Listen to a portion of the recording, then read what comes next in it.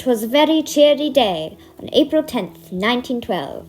Titanic was departing Southampton, then going to Cherbourg, France, then to Queenstown, Ireland. Titanic was carrying 2,208 passengers aboard. First class, second class, and third class, all of whom were very excited to go to New York, the New World. It was for many third-class passengers to escape poverty in their old land. But for first-class passengers, it was just an ordinary move. And most of second-class passengers, it was for business. Like Eva Hart, her parents wanted to start a business in Canada. First-class passengers had great views, and second-class passengers had comfy cabins.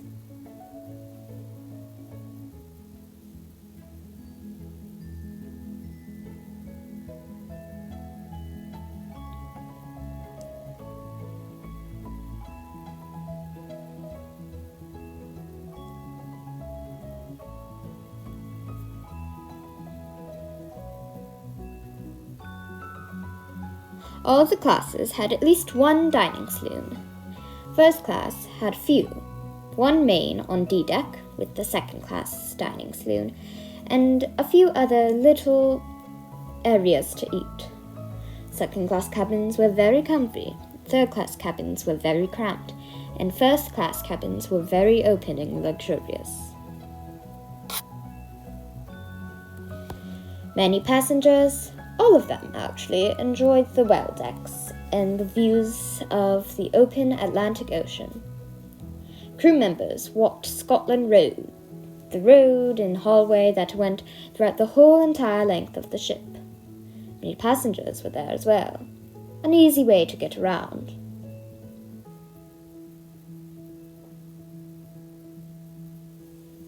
This is Captain Smith. Take her to sea, Mr. Murdoch. Right. Let's stretch our legs.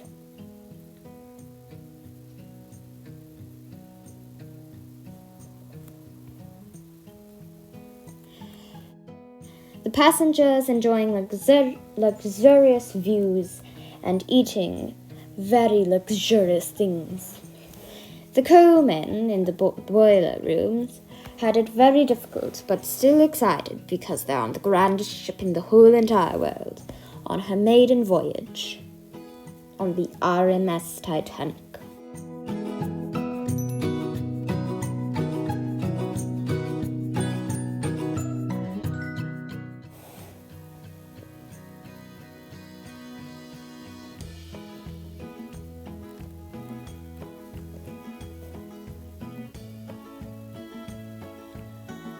Titanic had 3 working funnels on the top, just a little bit above the boat deck. But one of them, the 4th funnel, was fake. It was to make Titanic look even more grand. It was to semi-compete with Cunard Line, how they had 4 funnels. First-class passengers had very luxurious rooms, huge rooms. This is Bruce Ismay.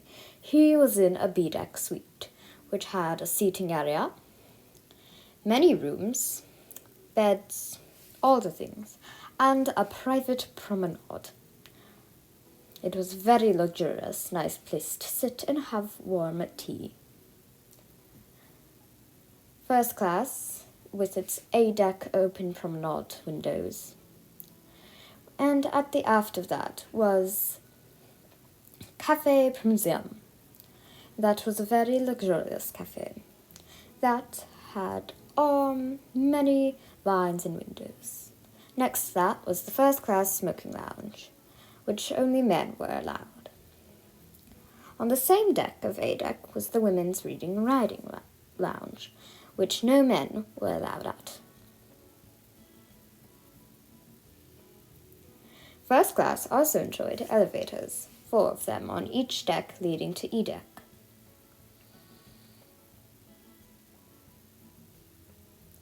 They also enjoyed a huge dining saloon, which they had the finest meals in the ship.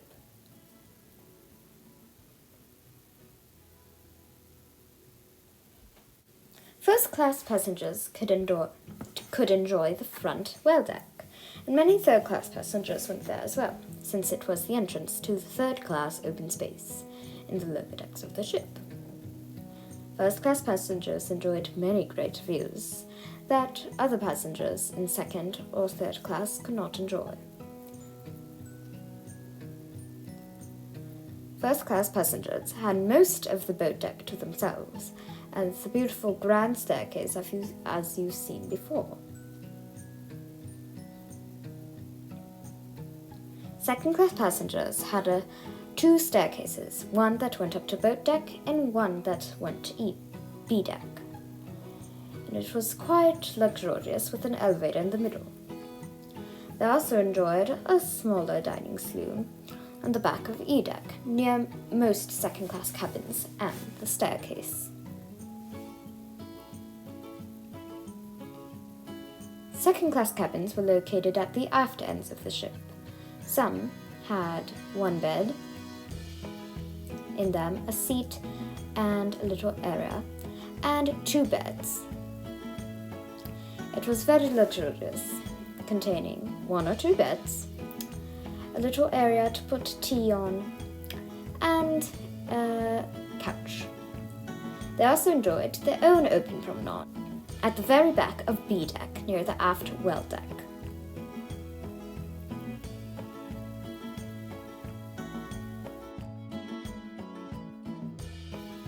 Third-class passengers mostly were social, with rooms at the very bottoms of the ship, and large dining saloons, where many of them had parties.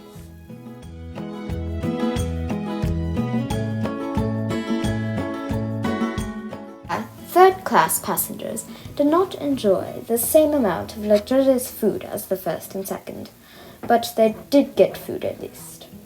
And they all had to share public bathrooms, and there wasn't many either.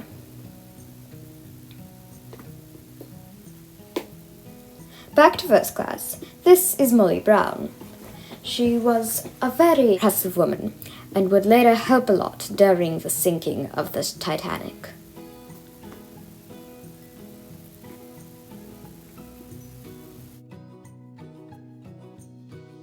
It seems you haven't lit the last 4 boilers. Well, I don't see the need. We're making excellent timing.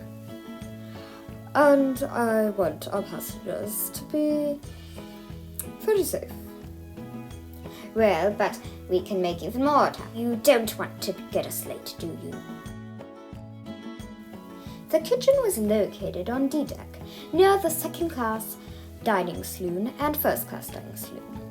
Also here was the hospital.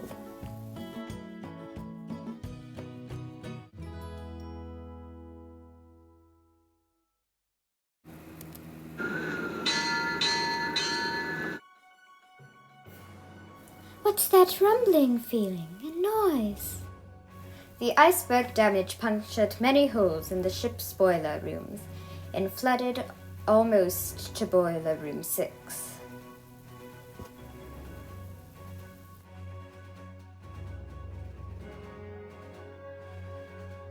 Some minutes after the iceberg impact, some lower decks, G deck and F deck, began flooding very quickly, and third-class passengers started heading up.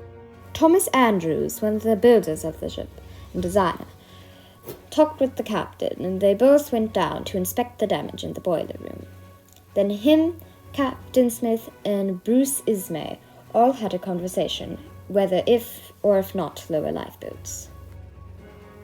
Here's the position. Water in the forepeak. Numbers 1 and 2 holes, the mail room and boiler rooms 6 and 5. That means a gash 300 foot long from there to there, below the waterline. Do you agree? Yes. Well? The pumps are keeping the water down in this boiler room, but the first 5 compartments are flooding. Well, what's the answer? She's going to sink, Captain. But she can't sink. She's unsinkable. She can't float. Look, she could float with any 3 of her first 5 watertight compartments flooded. She could even float with 4 of them gone. But she can't float with all 5 full up. Yes, but... These watertight bulkheads here only go as high as E.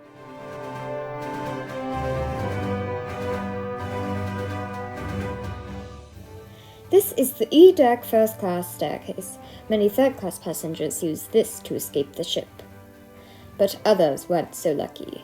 Crew members and passengers in the lower decks could have been locked behind bars, and the quickly rising water at this point in the sinking made it almost impossible for escape.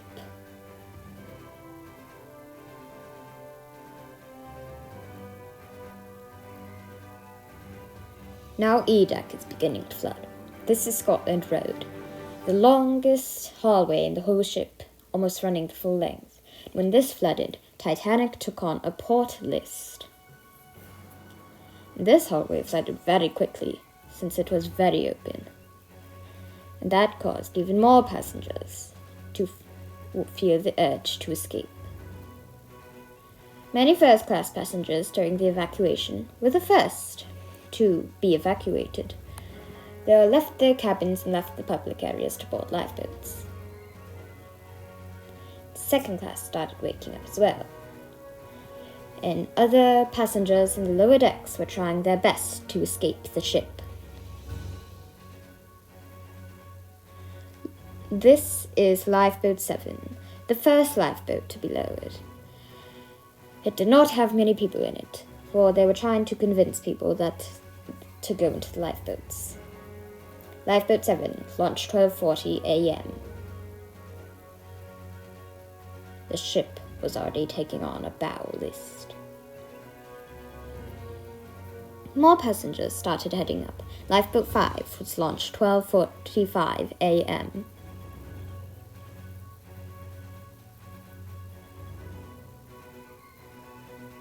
Many other lifeboats were lowered then.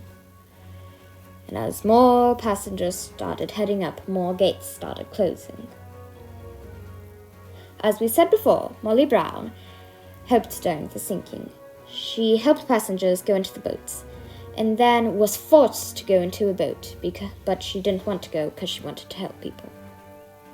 Now most second-class passengers started heading up to the boats, and they went into the aft lifeboats. 120 Lifeboat 16, 125 Lifeboat 14 was launched, the first 2 of the aft lifeboats to be lowered.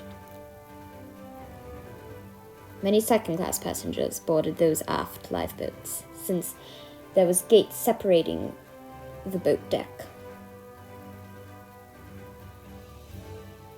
This is Lifeboat 12, which had only second-class passengers in it, only women and children, since this side was controlled by Charles Lightoller. Lifeboat 12 was launched at 1:30 a.m. At 1:35, Lifeboat 9, just opposite of Lifeboat 12, was launched.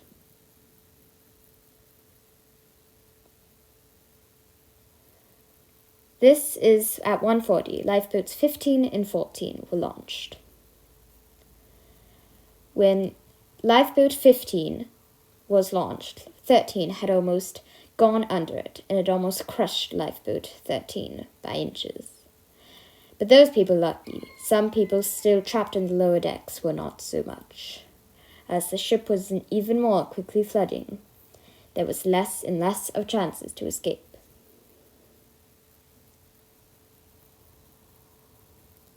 At 2 and 2:05 a.m., claps for C and D were launched. And the band started playing. Yeah, my God, TV.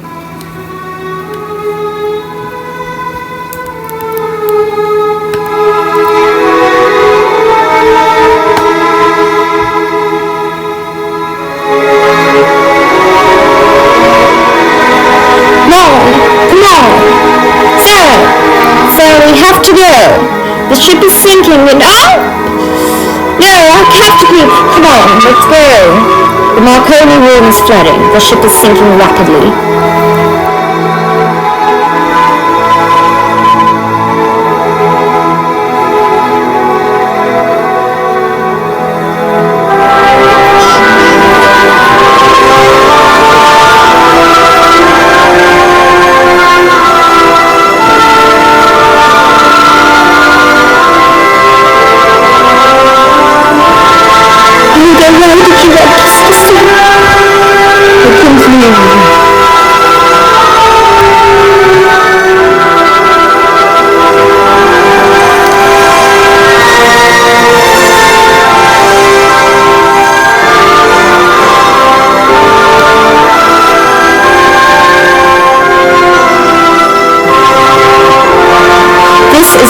felt racy. He felt the grand staircase dome implode, and that means this happened. Hurry, we have to get out of here! The dome is making real noises! How to go? Move! What is going on? Oh, there's water outside the wall! The grand staircase dome imploded. The ship is now rapidly sinking during Titanic's final plunge. Anyone who is still inside the grand staircase is now gone.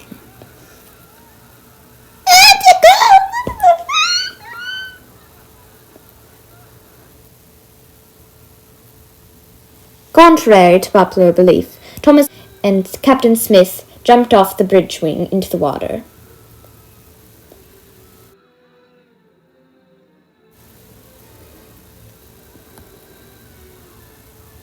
The stern starts rising higher and higher. The end is near.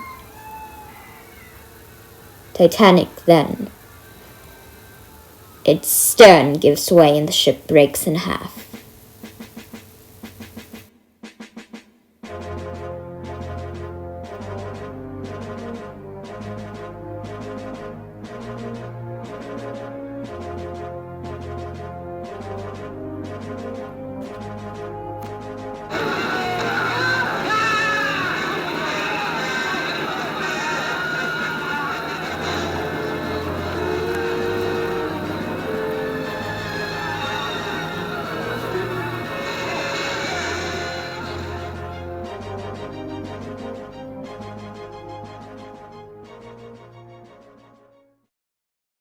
At 2:20 a.m., Titanic is gone. 1,500 people were plunged into the water.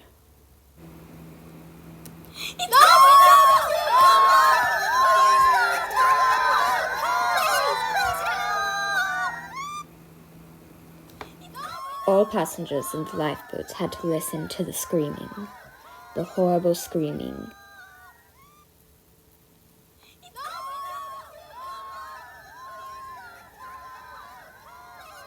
But two people wanted to go back. Molly Brown argued with the crew member in her lifeboat. But her lifeboat eventually never did go back, but here's that conversation. We have to go back. We have to save them. No, I'm telling you, ma'am, they'll swamp the boat. They'll drown all of us. Do you want me to throw you overboard? Shut that big hole in your face. I don't understand you. I'll throw you overboard. Lifeboat 14, 11, and 12 tied up eventually, and 14 gave its passengers Lifeboat 12 and 11. Lifeboat 12 was soon overcrowded. I'm scared. It's gonna be all right. There's so many people in our lifeboat. It's okay. Oh my gosh, there are so many. Lifeboat 14 picked up 6 people from the water. Soon in the morning, Carpathia arrived to pick up 712 survivors. They were all dropped off in New York, with the loss of 1,496.